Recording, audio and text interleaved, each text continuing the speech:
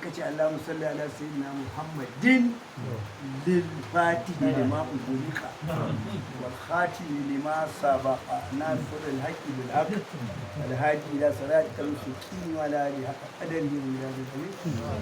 musiga ta Hausa Allahumma salli ala sayyidina Muhammad اللهم صل على سيدنا محمد الفاتح لما أغلق والخاتم لما سبق ناصر الحق بالحق والهادي إلى صراطك المستقيم وعلى آله حق قدره سيغة ta Hausa wacce kuma lilfatihi liman gulika a larabce ne dan ka duba rubutun sharqiya